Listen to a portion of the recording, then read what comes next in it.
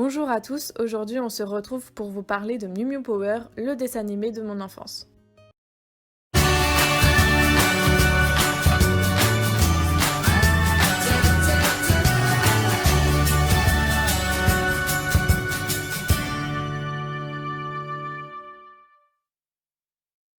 Mew Mew Power ou Tokyo Mew Mew en version japonaise est un manga et un anime de genre shoujo, romance, comédie et magical girl. Le manga est composé de 7 tomes et est sorti entre 2001 et 2003 au Japon et entre 2005 et 2006 en France chez l'édition Pika. C'est Reiko Yoshida qui a écrit le scénario et Ikumi Miya qui s'est occupé des dessins. L'anime, lui, est composé de 52 épisodes et est sorti entre 2002 et 2003. Le réalisateur est Noriyuki Abe. Le manga a aussi eu le droit à une suite, Tokyo Mew Mew à la mode, sortie en 2003 au Japon et en 2009 en France, encore chez l'édition Pika. Cette série est terminée en 2 tomes. Cette suite est plus ou moins officielle car c'est Ikumi Miya qui s'est occupé bien sûr des dessins mais aussi du scénario, ce qui n'était pas son rôle de base, même si elle a bien sûr donné son avis et qu'elle a modifié quelques trucs, c'était pas elle au centre du scénario. Ce qui peut expliquer cette suite vraiment médiocre. Après, ça reste un avis personnel, mais je suis pas la seule à penser ça, donc je pense que c'est que, objectivement, la suite n'est pas folle. En faisant mes recherches pour cette vidéo, j'ai aussi appris qu'une suite était sortie au Japon, Tokyo Mew Mew 2020 Return, toujours illustrée par Miya Ikumi, mais cette fois Reiko Yoshida reprend son rôle de scénariste. Le premier chapitre est sorti le 28 décembre 2019, j'ai pas plus d'infos sur cette série. Il y a aussi un spin-off Tokyo Mew Mew Or, illustré par Madoka Suzuki, et prépublié depuis le 30 novembre 2019. Apparemment, il mettrait en scène des personnages masculins, mais après c'est pas vraiment en lien avec Tokyo Mew Mew vu que c'est un autre auteur. Par contre, on a aussi une grande nouvelle, un nouvel animé aurait été annoncé pour fêter les 20 ans du manga, mais il n'y a pas plus d'informations pour l'instant. Pour en revenir à la série de base, Tokyo Mew Mew s'inscrit dans la continuité du genre magical Sentai avec un groupe de 5 filles avec des couleurs différentes, obtenant des pouvoirs et se battant pour sauver la Terre. Elle n'apporte pas forcément quelque chose de plus au genre, mais elle arrive tout de même à se démarquer étant donné sa popularité.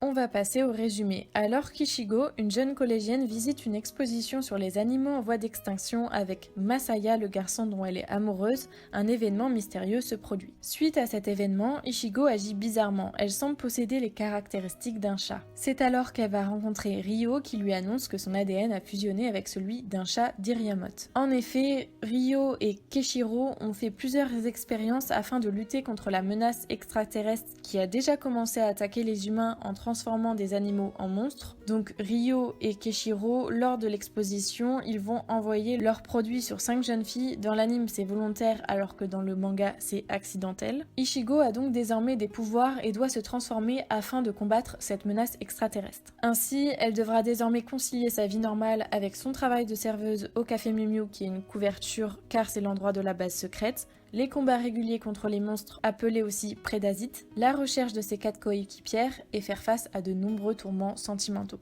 Tokyo Mew Mew aborde les thèmes classiques comme l'amour et l'adolescence. L'amitié est aussi abordée, mais le plus de Tokyo Mew Mew, c'est qu'elle aborde bien les difficultés de se battre aux côtés de personnes que l'on ne connaît pas, et que ce n'est pas parce qu'on est partenaire de combat qu'on devient si facilement amis. Elles auront donc des hauts et des bas, et il y aura même parfois le refus de s'intégrer dans le groupe, ou l'envie d'arrêter d'être dans ce groupe. Je trouve ça bien parce que par exemple dans Sailor Moon, je parle surtout du manga et Crystal, et pas des Hunter Senshi qui sont un peu à part, Pretty-Cure, Doremi, Peachy Peachy Peach, etc. Enfin presque tous les Magical Sentai, même si parfois au début un des personnages ne veut pas rejoindre le groupe, ça dure souvent qu'un simple épisode et elles deviennent très vite amies. Comme si elles l'avaient toujours été, alors que dans Tokyo Mew Mew, même si au final elles deviennent amies, ça prend plus de temps et ça montre les difficultés en particulier dans l'anime parce que malheureusement le manga met au second plan l'amitié et ne développe pas assez bien ce thème. La thématique centrale de Tokyo Mew Mew reste l'écologie. Elle met en évidence l'impact de l'homme sur son environnement avec la pollution, le réchauffement climatique, les animaux en voie d'extinction, etc.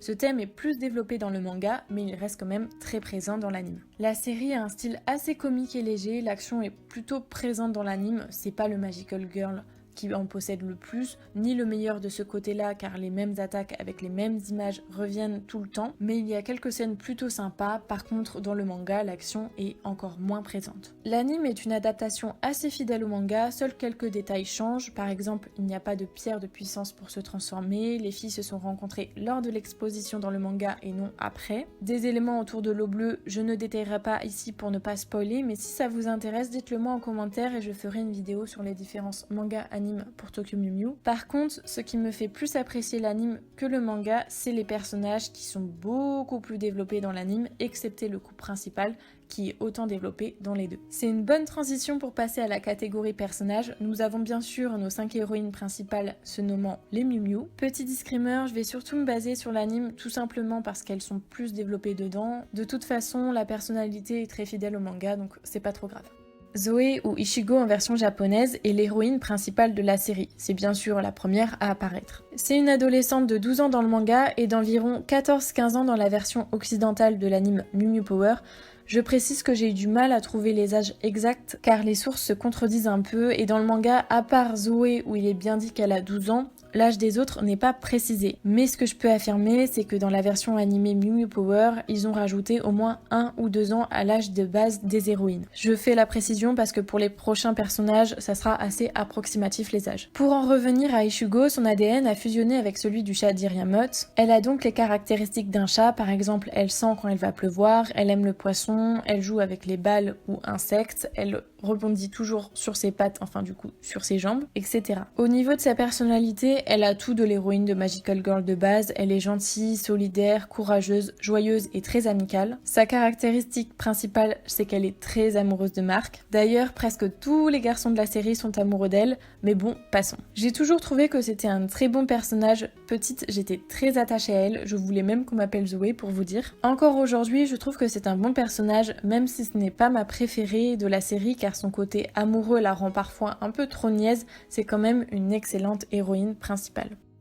Korina ou Minto en version japonaise est la deuxième à apparaître. C'est une adolescente de 11-12 ans dans le manga et d'environ 12-13 ans dans la version occidentale de l'anime Mew Mew Power. Je suppose que c'est son âge parce que souvent il est précisé qu'elle a 1 an de moins que Zoé. Korina a fusionné avec l'ADN du lori bleu de Tahiti, un oiseau, c'est la seule du groupe à pouvoir voler. Minto est issue d'une famille très riche et une talentueuse danseuse. Elle est très snob, peste sur les bords et surtout au début elle n'aime pas se mélanger aux autres. Elle a une relation assez conflictuelle avec Zoé, elles se prennent souvent la tête. Korina a aussi un amour assez obsessionnel pour Zakuro, elle idolâtre à l'extrême. On découvrira petit à petit une Korina qui sauve aux autres et s'attache à ses coéquipières. Quand j'étais petite, Korina était mon personnage préféré avec Zakuro, mais on y reviendra après. Aujourd'hui, j'aime moins son côté peste qui peut vraiment être agaçant par moments, mais j'apprécie toujours son évolution et je trouve que ça reste un bon personnage. Bridget ou Letus est la troisième à apparaître. C'est une adolescente de 13-14 ans dans le manga et d'environ 15-16 ans dans la version occidentale de l'anime Mew Mew Power. Je sais plus s'il est précisé, mais je crois qu'elle a soit le même âge, soit 1 an de plus que Zoé. Bridget a fusionné avec l'ADN d'un marsouin aptère, ce qui est assez ironique étant donné qu'elle ne sait pas nager. Letus est une personne intelligente, timide, sensible, gentille, maladroite et elle n'a aucune confiance en elle. J'ai toujours eu du mal avec son personnage car je la trouve fade et lorsqu'elle se laisse marcher sur les pieds, je trouve ça insupportable. Ça a toujours été celle que j'aimais le moins dans le groupe, même si elle a des côtés très attachants.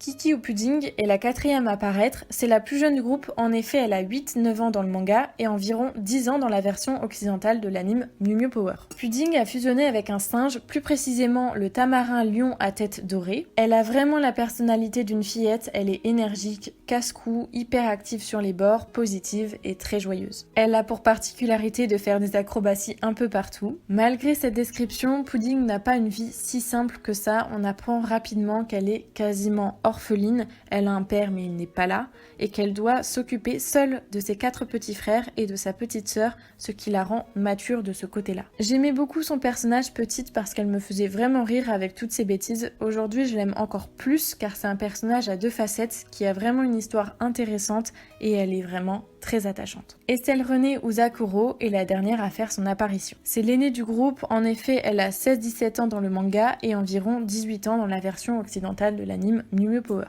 Zakuro a fusionné avec l'ADN du loup gris. Elle est aussi une chanteuse, actrice et mannequin très célèbre. Estelle a une personnalité assez mystérieuse, elle est solitaire et très froide avec les autres. D'ailleurs, au départ, elle ne veut pas faire partie du groupe et même quand elle va l'intégrer, elle se mettra toujours à l'écart. Elle est aussi très belle, intelligente et mature, elle donne souvent des conseils aux filles, un peu comme une grande sœur. Elle n'est pas du genre à montrer ses émotions et son affection. J'ai toujours eu une admiration pour ce personnage, je la trouve tellement classe et badass, malgré son côté froid et solitaire qui peuvent la rendre antipathique, elle reste ma préférée du groupe.